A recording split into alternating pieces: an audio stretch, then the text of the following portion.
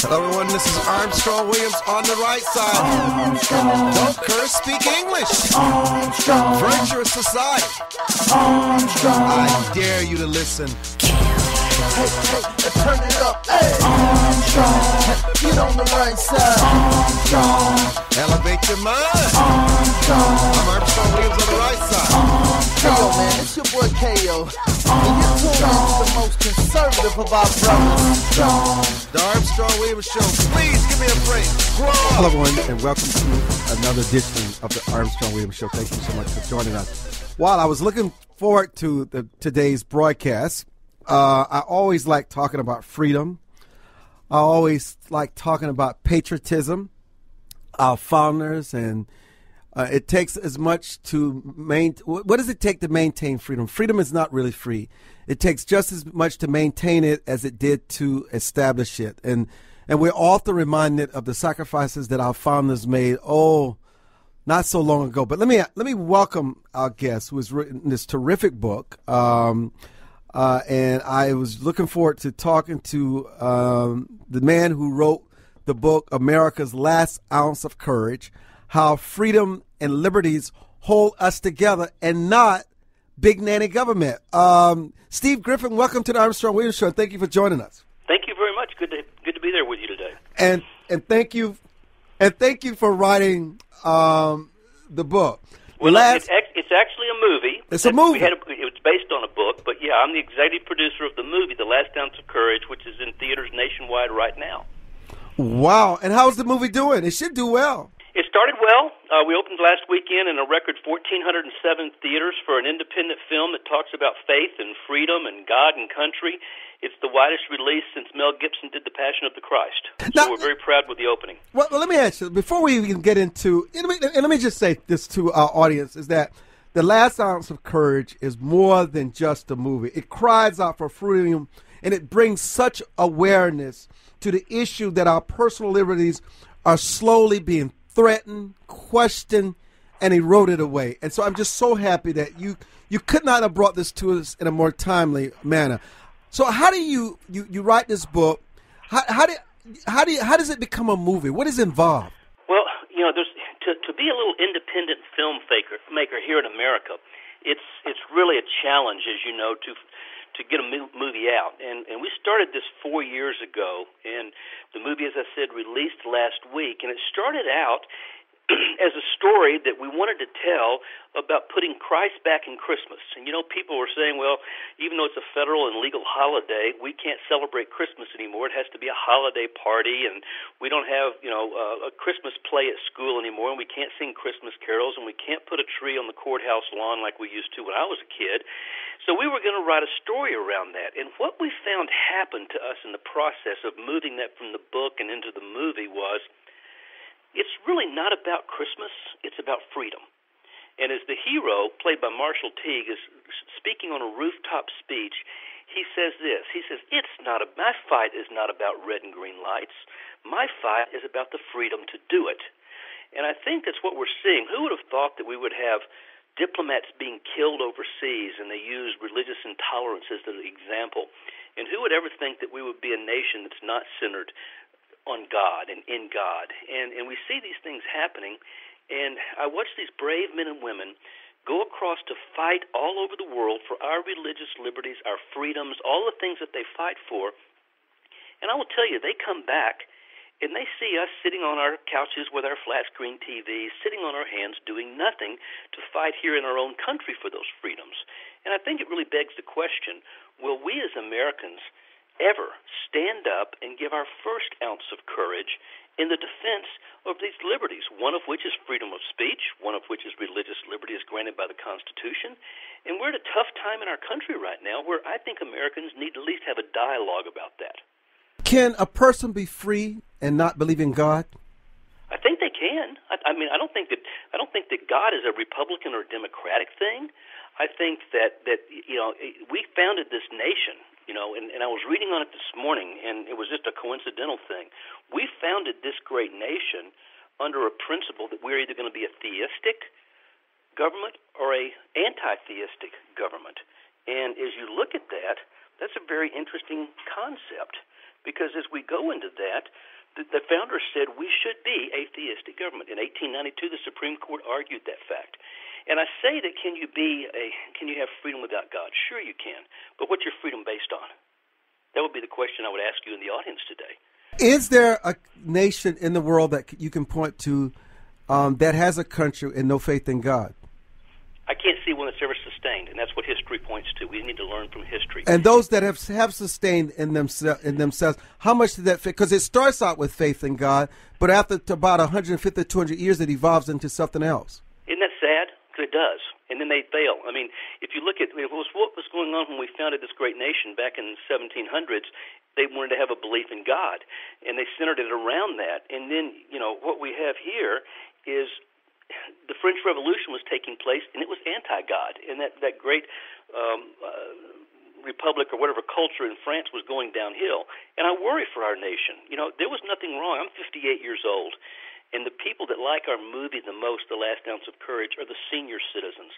And I would argue the reason is that they were the ones that are best suited across this country. Republican, Democrat, black, white, it doesn't matter to me, but those people are the ones that may have seen their freedoms in this country changing in their lifetime more than anyone else, those guys and gals in their 70s, 80s, and 90 years of age. Is it not enough that on our currency, whether it's the coin or the paper money, it is always emboldened and reminded that in God we trust? It doesn't say man. It says in God we trust. And you know what? I spend a lot of time in Europe, and to me, a nation's currency tells you so much about the identity of its people and what they really believe in. And the one thing about America's currency, it really stands out. It's in God we trust. And I'm proud to say that. I hate tags and labels, but I'm going to say to your audience and to you today, I am proud to be a Christian American. 3 out of 4 people in this country say they're Christians. And that's still the majority of people, and that cuts again against race, color, and creed, but something we have in common. And I don't see people here in the United States, when we have a disagreement about religious issues, decided to kill people like they're doing over in Egypt and Syria and all those places where bad things are happening. And our faith, in God we trust, that's what the nation was founded on. I've spoken on this, and I said, when the Pilgrims came over, they put a cross in the sands of the Atlantic Ocean, and that cross said, we are free to worship as we see fit in this great nation, or not to worship at all. But we have that freedom, and I hate to see that go away from us and have governments tell us how we can celebrate a holiday called Christmas.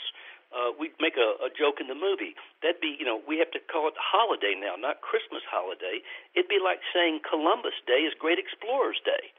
It's kind of a silly thing sometimes. And in God we trust is what made this great nation. So people that like this film, The Last Ounce of Courage, are those people that want to keep God in America, that believe that the family is that important unit that made our country great, and wants to honor our military who puts themselves in harm's way every day when they go into battle. And when we're attacked by, in this case recently, the L.A. Times, who I don't think had even read or seen the movie, and they referred to the movie, this conspiracy-minded Christians are the only people that will like this movie. This is not a political statement. Freedom is not Republican or Democratic. God is not Republican or Democratic. This is about freedom, I believe, and that's something that should unite us all, that it slips away little by little. We don't know it when it's gone, and when it's gone, we say, oh, my, how did that happen? Let me come back to something you said. You talked about the lack of freedom and respect for human life in other nations, and you can always point out the examples of Sharia law and the beheading and the barbaric way of things that happen, especially in these Middle Eastern countries. And while these things get tremendous play and attention, how is it any different in the United States than what happens with Columbine, or what happens in the Aurora Theater in Colorado, or what happens with a Timothy McVeigh, or what happens when someone through domestic abuse killed their wife for no reason at all? How does that differ from what you're speaking of in terms of in the context of Christianity? Well, I think the difference is, and I'm not an expert, nor am I a theologian. I'm just an average American that makes movies and runs companies. I think the difference is is there will always be people that do bad things in this world. And whether it's Timothy McVeigh or the person that killed the people in Columbine, or people will do bad things in this nation. But I don't see as an example when Mayer, whatever the guy's name is, that does the late night talk show, John Mayer, Bill Mayer, Bill Maher. Bill Maher, when he ridicules Christians and Christianity, I don't see churches of Christians going out to burn his house down. He's entitled to speak as he wants to speak and do what he wants to do. And yet when someone has upset the people, as an example, over in the Middle East, they're going to burn down the American school, and they're going to kill American diplomats. Now, I can't say that's speaking for the whole nation, but I don't see masses and mobs of American citizens going out to harm other people because we have a disagreement in this nation. And yet you're going to have individuals that do bad things, and that's not going to ever change. Some may even do it in the name of in religion or not religion. And I think that we have a different civil discourse here as we communicate, is that I may not agree with everything you do, and you're free to say whatever you want to say, but it doesn't give me the right to go do bad things to you and get a mass of people to do bad things because you spoke against something I passionately believe in. That's the difference. I don't understand. I often get criticized for this, but I'm definitely unapologetic on this. I don't understand why it's so difficult for people to continue to understand that we are a nation that was founded on Christian principles. I don't either. And again, and I was, like I said, I was hold there. We're going to take a quick break and come back to our very special guest, Steve Griffin, America's Last Ounce of Courage.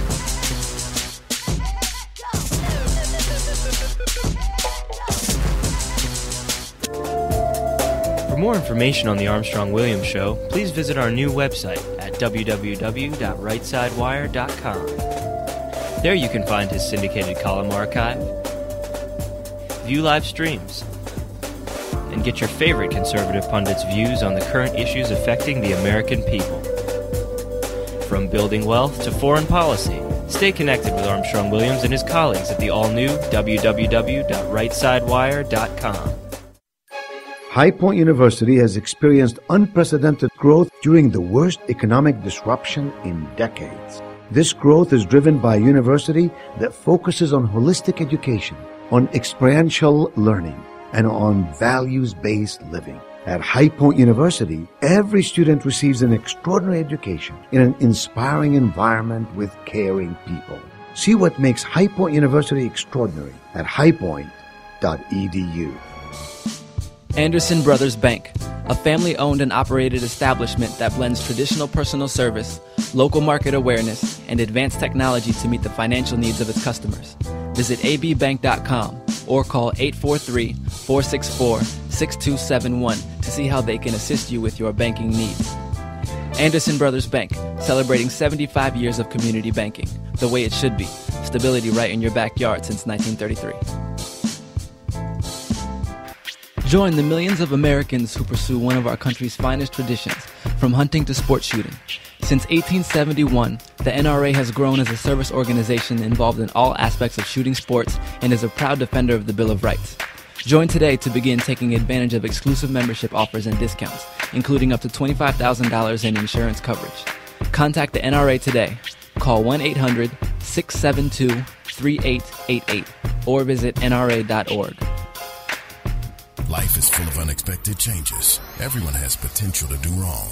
And when they choose to do it, contact the Bucksell Group for your private investigation needs. TheBucksellGroup.com or by phone at 202-243-9746. Whether there's an instance of a cheating spouse, child custody, process service, or security, don't continue suspecting. Get closure so that you can move on with your life. Visit TheBucksellGroup.com now or call 202-243-9746. If you think it's happening, it probably is. Where heads of state, sports, entertainment, and political celebrities meet. You're listening to Armstrong-Williams. And welcome back to the Armstrong-Williams Show, and thank you so much for joining us. But we're founded on Christian principles. The majority of the people here are Christians, and we should never have to apologize for that, and I don't. I don't either. And again, I think that's something that we can find common ground on. as Christian Americans is that I am proud of our heritage in that regard. Do we mess up and do bad things occasionally? Sure. That's just we're not perfect people, but I don't see us going out and again, I'll read you this line because it was so powerful. In 1892, now think back to 1892, right after the Civil War, it was argued before the Supreme Court of the United States whether we should be a God-centered nation or not. And after exhaustive deliberation, the quote says, the court said this. Now, this is the Supreme Court. Contrast that with our courts today. Our laws and our institutions must be necessarily based upon and embody the teachings of the Redeemer, capital R, of mankind. It is impossible that it should be otherwise. And in this sense, and to this extent, our civilization and our institutions are emphatically Christian. Wow, that's the Supreme Court of the United States saying that about our nation in 1892. What's happened to our country since then is the question I always ask myself. Well, you know what has happened. The French element has taken over and becoming the majority voice in this country, and political correctness has taken over, and people are apologetic for even mentioning that you have faith and that you believe in God. We've entered in what you would call the era of man, where they want to replace God because they have no more use for him. Yeah, I was disappointed in some of the discussions. I don't remember who said it or how it was. Is that we're all together as the government. I don't think the government should be our God. I think we have one God. It's the creator of the universe.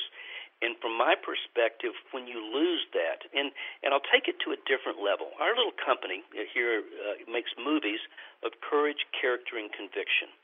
And I think it also, so freedom then ties into character. Now, we've heard it all said that character is what you do in the dark when there's no one looking, right? You've heard that before. Of course. Character.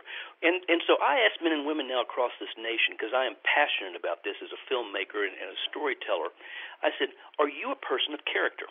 Well, how many of those people you think I would ask, or if you asked that same question, would respond back, well, of course I'm a man or woman of character, right?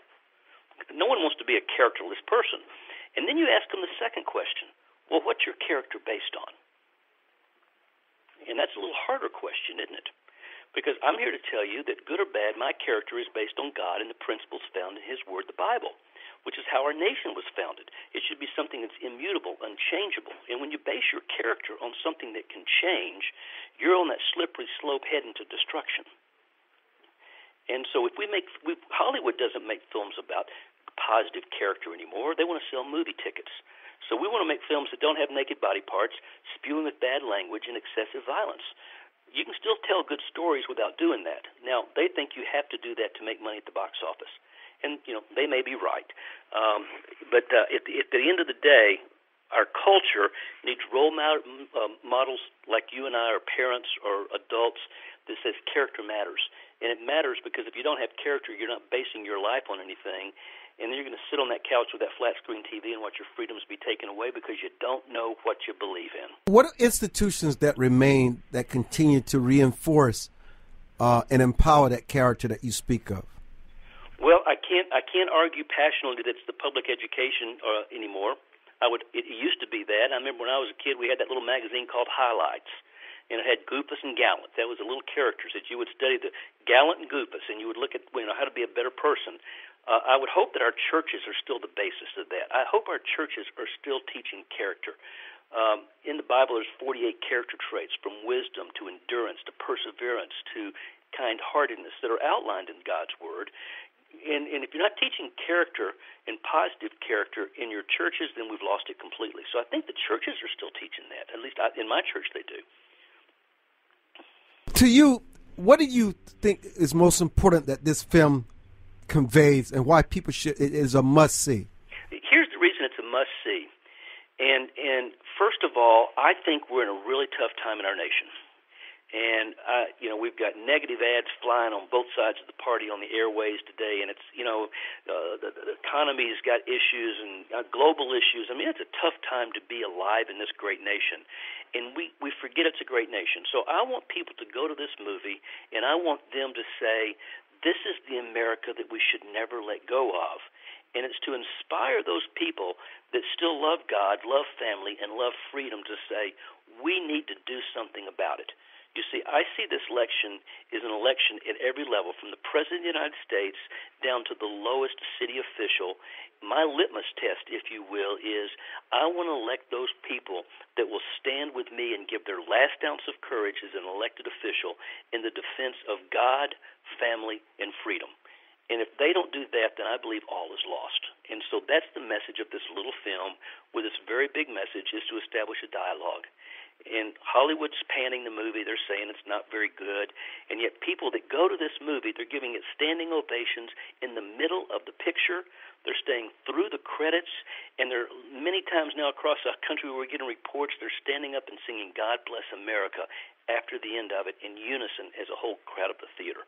That's staggering to me and very humbling. But look, they pen the Passion of Christ. It doesn't matter what the media critics do. I mean, there's a higher power, a higher calling. You can't manipulate people. People need to go to the movie and decide for themselves. Well, that's the issue. But a lot of times they read reviews and says, "Oh, it's just another little bad picture." That's just not the case. People want to present it that way, and if they go see the movie with their heart and watch it with their eyes, they will have a different perspective in reading a critic saying this is a bunch of, in essence, small-minded, conspiracy-minded Christians. No, this is a universal story. This is a story that's about freedom. As I'm sitting here watching the TV right now, I'm seeing American flags being burned and protest all over Pakistan.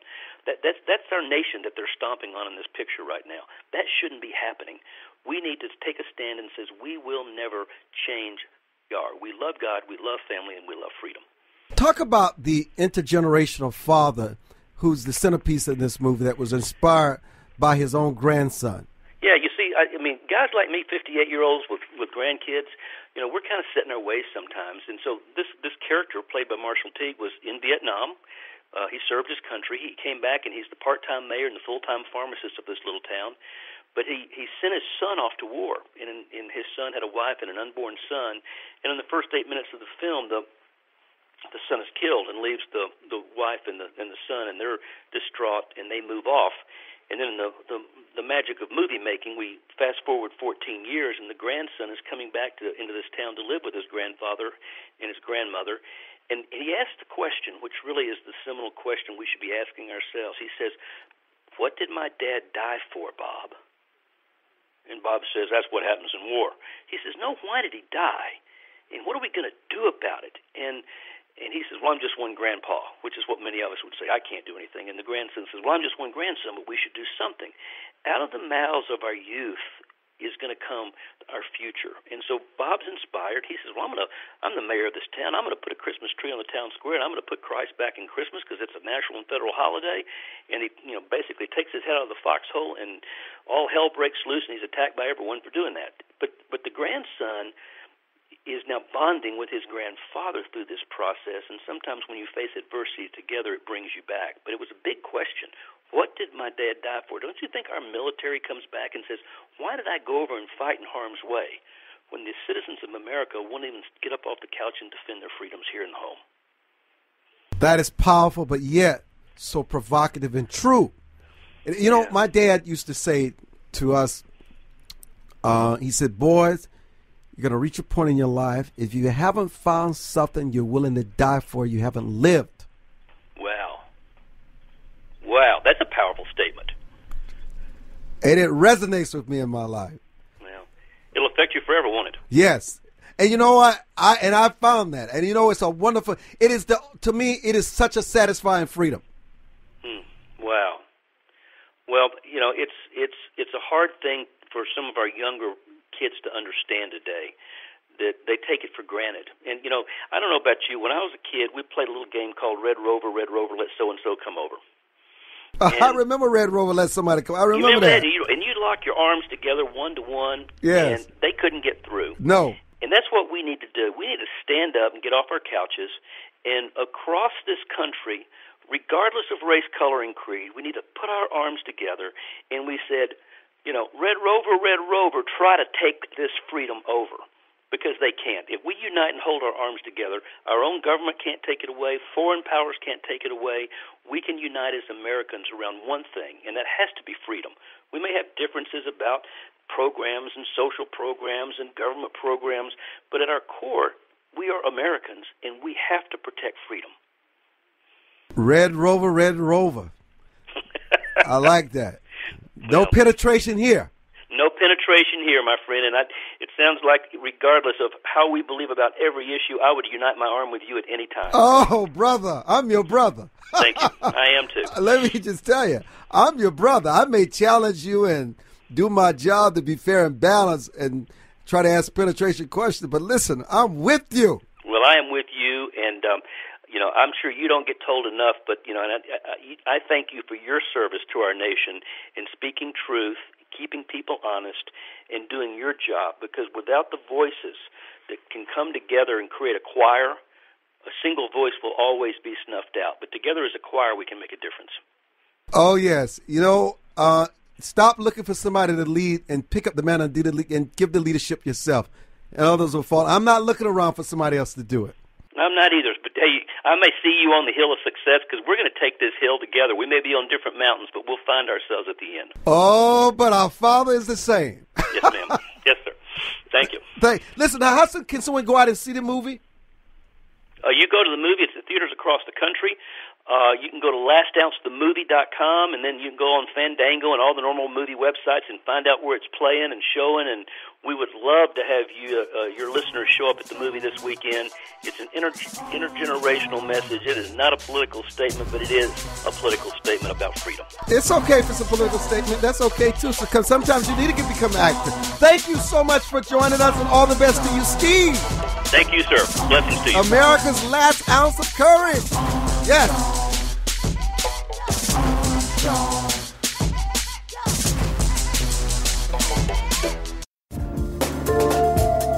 For more information on the Armstrong-Williams Show, please visit our new website at www.rightsidewire.com. There you can find his syndicated column archive, view live streams, and get your favorite conservative pundits' views on the current issues affecting the American people. From building wealth to foreign policy, stay connected with Armstrong-Williams and his colleagues at the all-new www.rightsidewire.com. America must change course if we hope to survive and save the American dream for our children and grandchildren. How do we fix Social Security and Medicare? How do we cut government spending? How do we reform health care? How do we simplify the tax code? The Heritage Foundation has a bold plan that tackles these tough problems using common sense solutions that leave partisan politics on the sidelines. Find out how we can save the American dream at savingthedream.org, paid for by the Heritage Foundation. Hi, this is Armstrong Williams with an opportunity to own a piece of paradise in Nassau, Bahamas. Spectacular land prices, 8,000 square feet, 20,000 square feet lot, affordable prices, hilltop properties with views of the magnificent sea.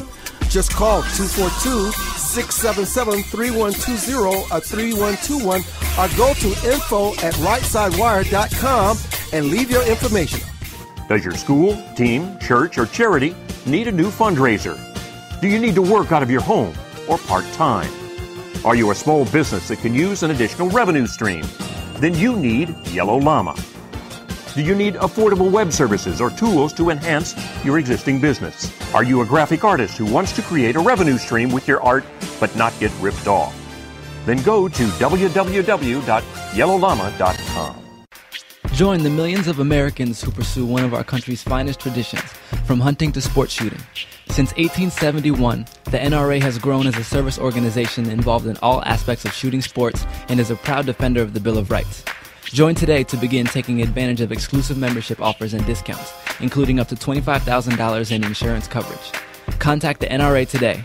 Call 1-800-672-3888 or visit nra.org. Where heads of state, sports, entertainment, and political celebrities meet.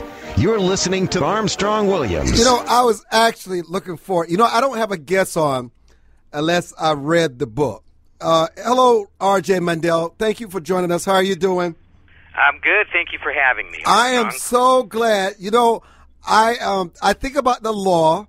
I am so consumed with books about unsolved mysteries, and I love the Discovery ID and unsolved murders. I watch all these things. So I love the book that you wrote about killing Innocence, especially What do common trials and politics have in common? And I want to answer that for you off the bat. Can I answer that? Absolutely. They both are corrupt and getting more corrupted. Unfortunately, I think that's true, but I think it's been corrupt. You know, all good things can be corrupted, can they not? Well, yes, but sometimes it's unintentional.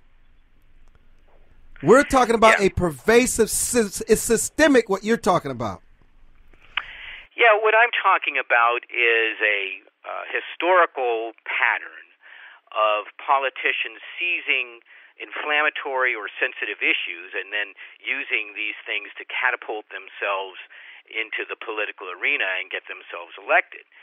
And, of course, you know, my book is centered on the issue of abortion and envisions this scenario where there are no abortions and no exceptions, at least in a single state.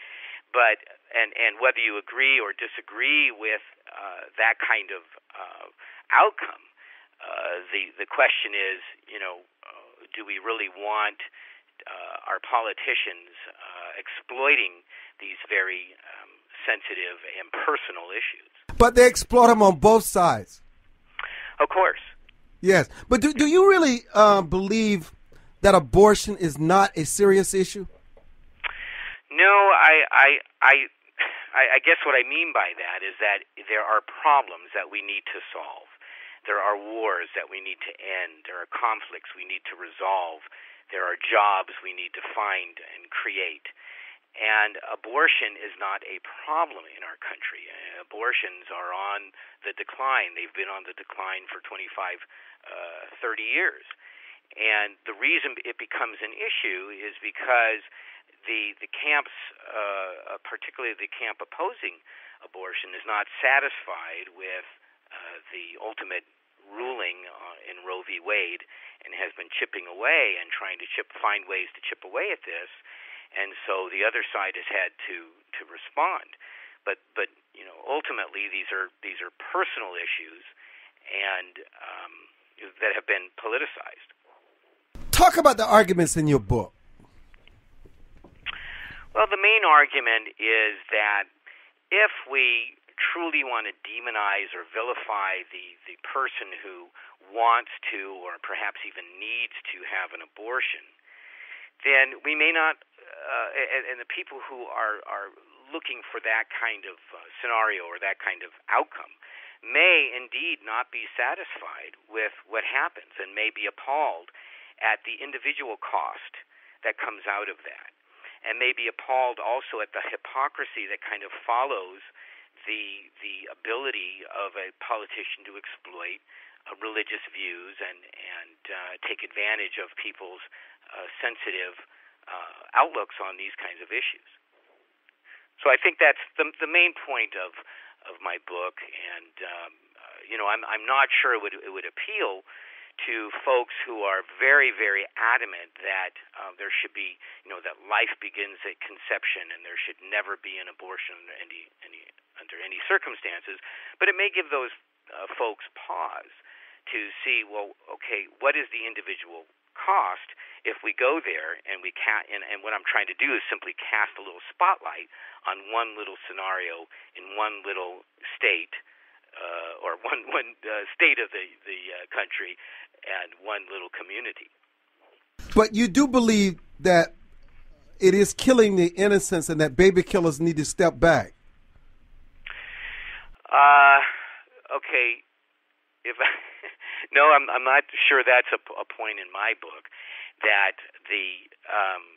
what I'm talking about, the killing of innocence, is the killing of the innocent person who is caught in the crossfires of political storms and who just wants to be left alone and to live their lives. And you know, the book does, I think, advocate the personal privacy of a woman. And when I talk about, you know, the phrase baby killers, of course, that's a phrase that's a very volatile and an inflammatory phrase that has been used on the people who oppose, or by the people who very adamantly oppose abortion.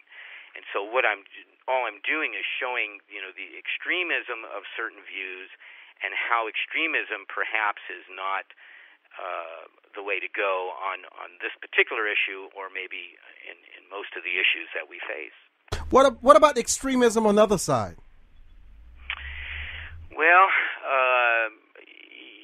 if there was I suppose, laws that allowed abortions under any circumstances, and there was never any kind of a restriction, and people were out there using abortion as their favorite form or their preferred form of birth control, then I would say that would be extremism, but that's not what we have.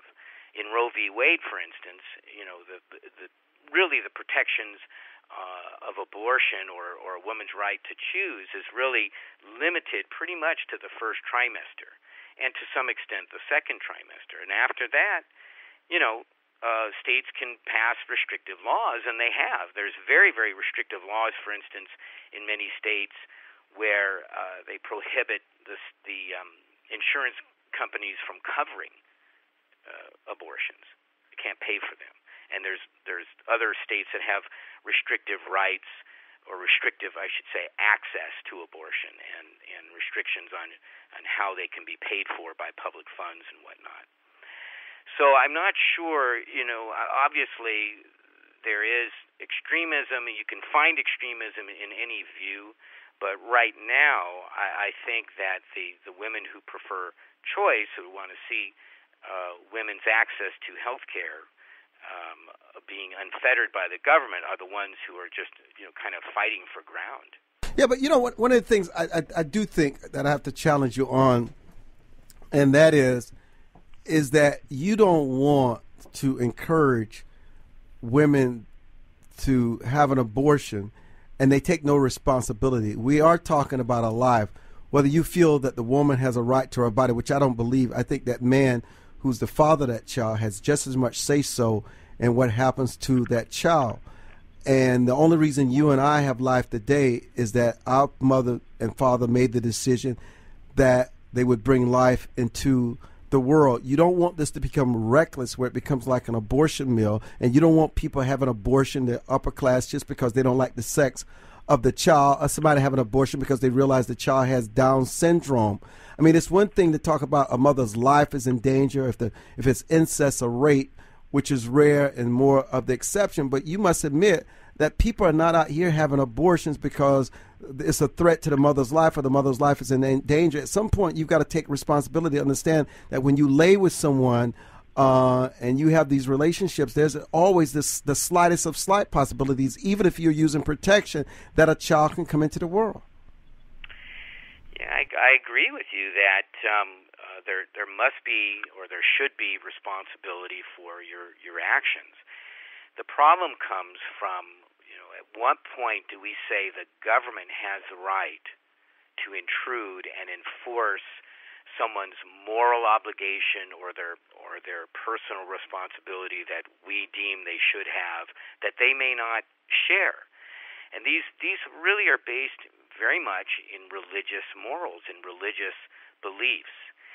And as you know, and you had a wonderful interview with Clarence Thomas recently, where he talked about how our Constitution and our laws are bigger and greater than one's personal preferences, and that that you're not going to like the way the Supreme Court comes down every time on constitutional views.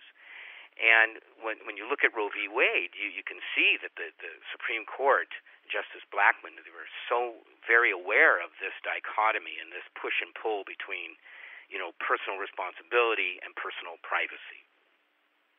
And they agonized over the decision, and that's how they came up with basically what I view as kind of a compromise, where, in that first trimester, you have to leave that woman alone. It is her choice. It is her body. It's her health that is at stake. If she and all the expense and all the worry and all the changes, the personal and financial changes and health changes that she's going to go through to carry that pregnancy forward.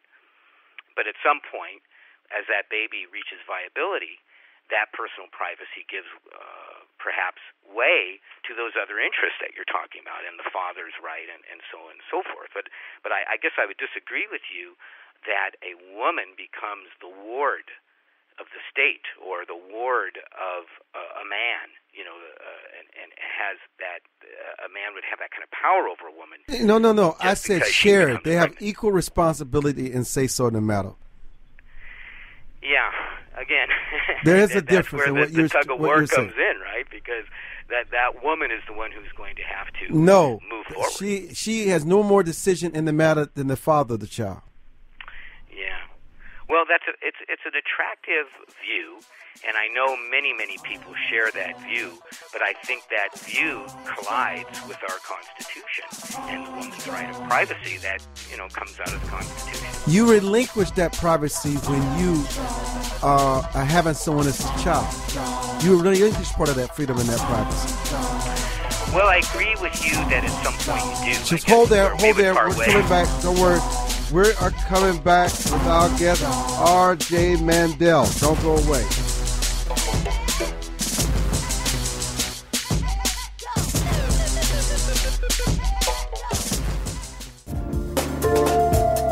For more information on the Armstrong-Williams Show, please visit our new website at www.rightsidewire.com. There you can find his syndicated column archive, view live streams, and get your favorite conservative pundits' views on the current issues affecting the American people. From building wealth to foreign policy, stay connected with Armstrong-Williams and his colleagues at the all-new www.rightsidewire.com. Anderson Brothers Bank, a family-owned and operated establishment that blends traditional personal service, local market awareness, and advanced technology to meet the financial needs of its customers. Visit abbank.com or call 843-464-6271 to see how they can assist you with your banking needs. Anderson Brothers Bank, celebrating 75 years of community banking, the way it should be. Stability right in your backyard since 1933. High Point University has experienced unprecedented growth during the worst economic disruption in decades. This growth is driven by a university that focuses on holistic education, on experiential learning, and on values-based living. At High Point University, every student receives an extraordinary education in an inspiring environment with caring people. See what makes High Point University extraordinary at highpoint.edu. Whether it's their impact on prison guards, law enforcement officials, business executives, employees, or marriage and relationships, Lorette is dedicated to changing the individual and institutions around the globe. Lorette's diverse network and training courses can help provide you with the tools you need to both wisely and confidently lead, manage, and supervise yourself as well as others. Lorette Business Network, a proven system for achieving success in your business and life. Please visit their website and begin this life-lasting journey with Lorette today. www.lorette.org. To travelers along the road of life who have fallen asleep at the wheel, to the many who woke up in time to avert disaster and get back on the righteous path. For the ones who crashed and survived and now adhere vigilantly to a virtuous and righteous path. Finally, Armstrong-Williams' much-anticipated new book, Reawakening Virtues, gives his insights into these daily challenges and much more. Reawakening Virtues is available in bookstores and at Amazon.com. Where heads of state, sports, entertainment, and political celebrities meet. You're listening to Armstrong-Williams. And welcome back to the broadcast. Thank you so much for joining us. Of course you relinquish that because it's not just about you. It may be your buddy, but that man has much. Because the bottom line is you're going to make him foot the bill. You're going to sue him for child support. You're going to involve him in the process. Yeah, I suppose all those things do occur if the woman goes forward. But think about it this way. In fact, some of them have these babies looking for a meal ticket. They don't want the man. They just want an insurance policy, a lifestyle for 18 years for the baby and for herself. It's a business. It's not what it used to be, man. This is a business. These women are very sophisticated, and some of them are taught by their mothers how to trap a man. That's the reality of the world we live in. Well, I think if a woman is trying to trap a man, as you say, then she would choose to go forward with the pregnancy because that's how you would trap a man. But she's not going forward in the traditional or what a pregnancy or what she's not trapping anyone. No, she can trap him Because she can say, I'm on the pill, I can't get pregnant. She can say whatever. Right. Come on. Right. But again, if we say the man has an equal voice, and the woman has an equal voice, just as equal as hers. And the woman says, gee, I don't want to go forward with this pregnancy, and the man says, well, I want you to, then who's the decider?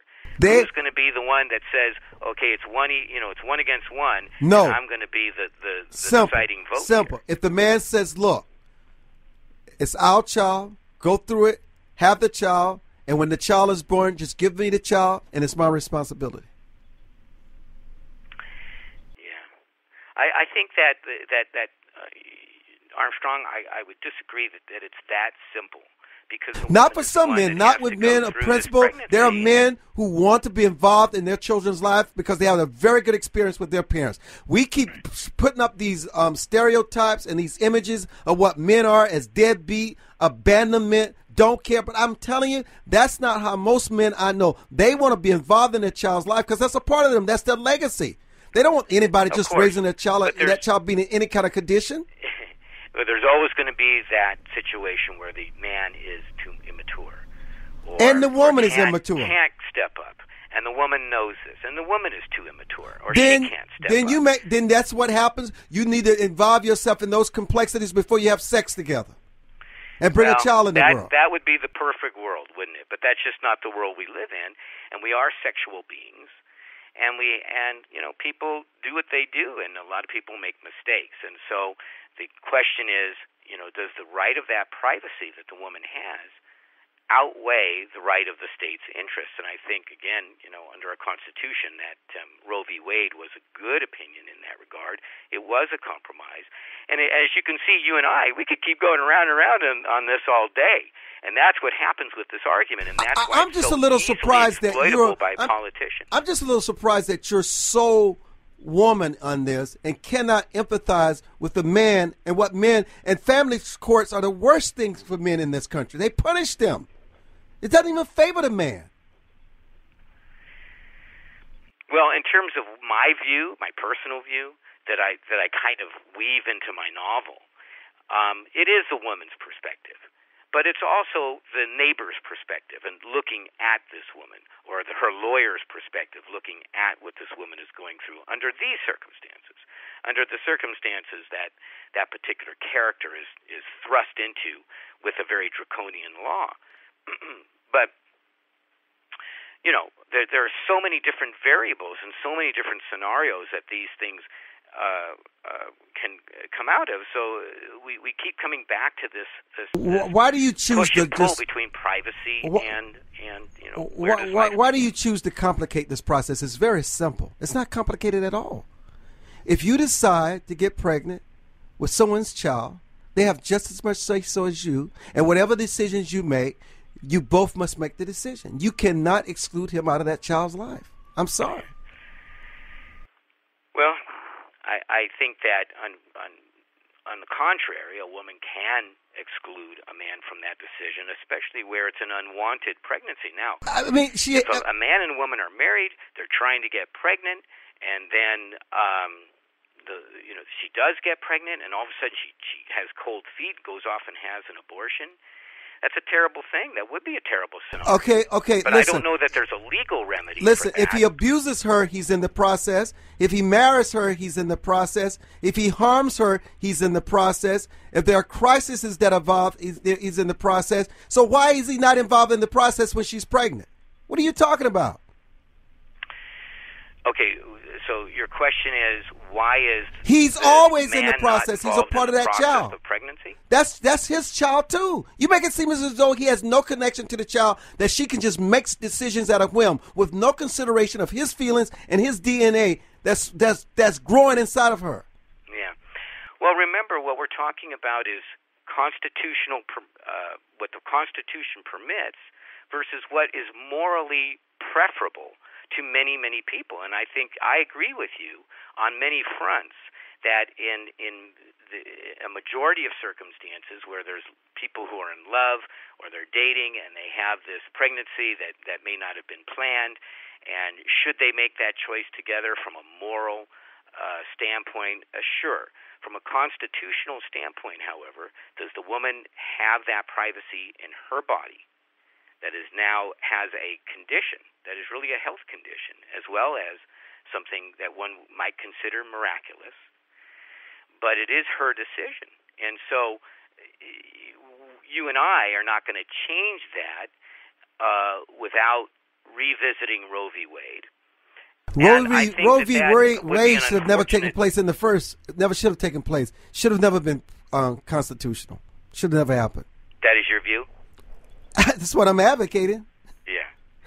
Well, I think a lot of people agree with you, but I think that there's, at least half the nation would disagree. There is no constitutional ground for Roe v. versus Wade.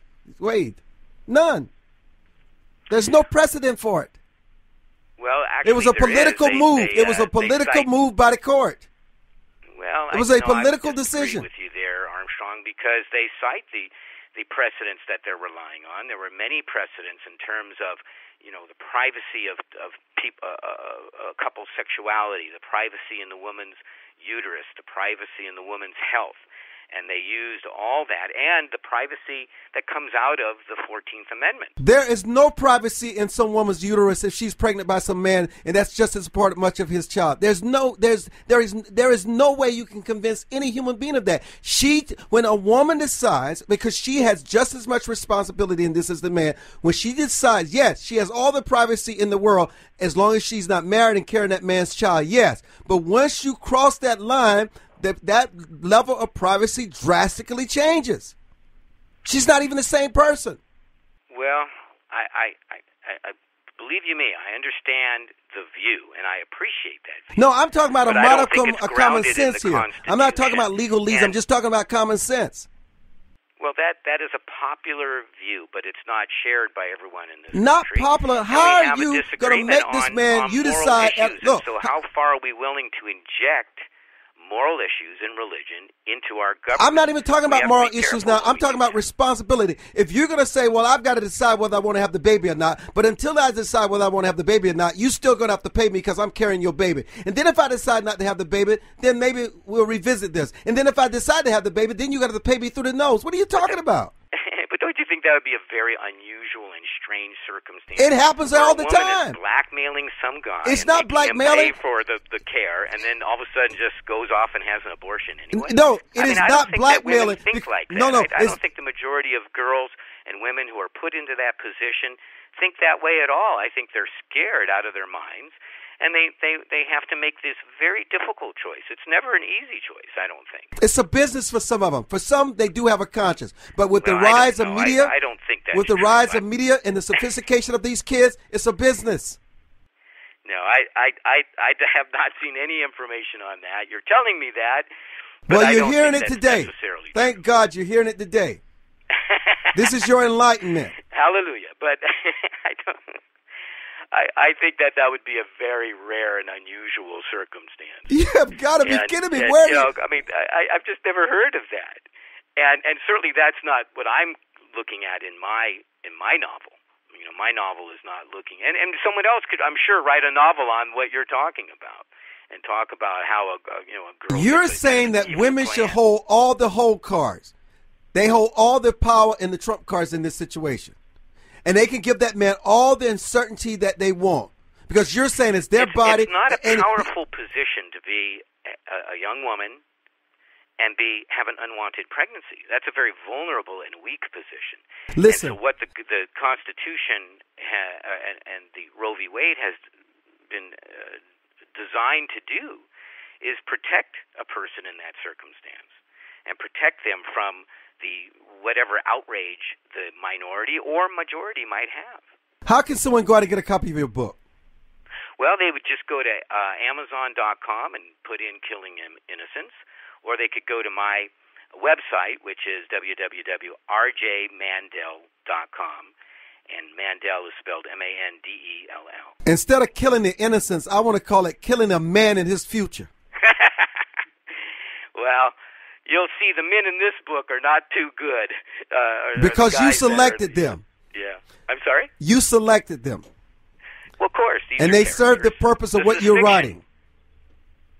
But it's not. It is not a true picture of who the real men are in this society. But I respect you. I appreciate you writing your book, and I hope you do well because I know there are people out there that share your view. I just don't. Well, and I respect your view immensely, and you're a great radio personality, and like I said, I loved your interview with Clarence Thomas. You brought out a nice side of that gentleman, and but and I think he would agree that as outrageous and as volatile as this issue can be on both sides. RJ, I wish we had more time. Thank you so much for joining us. All right, my friend. Thank you. Bye-bye now.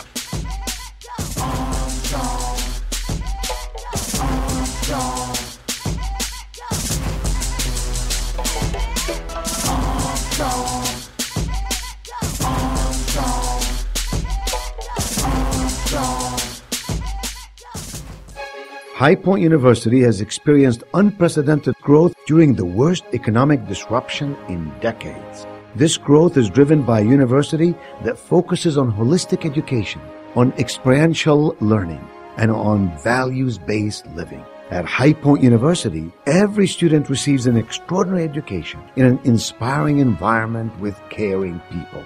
See what makes High Point University extraordinary at highpoint.edu. Join the millions of Americans who pursue one of our country's finest traditions, from hunting to sport shooting. Since 1871, the NRA has grown as a service organization involved in all aspects of shooting sports and is a proud defender of the Bill of Rights. Join today to begin taking advantage of exclusive membership offers and discounts, including up to $25,000 in insurance coverage. Contact the NRA today. Call 1-800-672-3888 or visit nra.org. Anderson Brothers Bank, a family-owned and operated establishment that blends traditional personal service, local market awareness, and advanced technology to meet the financial needs of its customers. Visit abbank.com or call 843-464-6271 to see how they can assist you with your banking needs. Anderson Brothers Bank, celebrating 75 years of community banking, the way it should be. Stability right in your backyard since 1933. Life is full of unexpected changes. Everyone has potential to do wrong. And when they choose to do it, contact the Bucksell Group for your private investigation needs. TheBucksellGroup.com or by phone at 202-243-9746. Whether there's an instance of a cheating spouse, child custody, process service, or security, don't continue suspecting. Get closure so that you can move on with your life. Visit TheBucksellGroup.com now or call 202-243-9746. If you think it's happening, it probably is. America must change course if we hope to survive and save the American dream for our children and grandchildren. How do we fix Social Security and Medicare? How do we cut government spending? How do we reform health care? How do we simplify the tax code? The Heritage Foundation has a bold plan that tackles these tough problems using common sense solutions that leave partisan politics on the sidelines. Find out how we can save the American dream at savingthedream.org, paid for by the Heritage Foundation. Does your school, team, church, or charity need a new fundraiser? Do you need to work out of your home or part-time? Are you a small business that can use an additional revenue stream? Then you need Yellow Llama. Do you need affordable web services or tools to enhance your existing business? Are you a graphic artist who wants to create a revenue stream with your art but not get ripped off? Then go to www.yellowllama.com. What we need soul food. Henry soul food. No, we need it soul food. Henry soul food. No, I like it soul food. Henry soul food. No, we need it soul food. Henry soul food. Home of the sweet potato pie. Even the keenest taste buds will tell you the best food on the planet. Large enough to serve you and small enough to know you. So get the Henrys at 5431 Indian Head Highway, Oxon Hill, Maryland, or give us a call at 301-749-6856. Soul food. Henry soul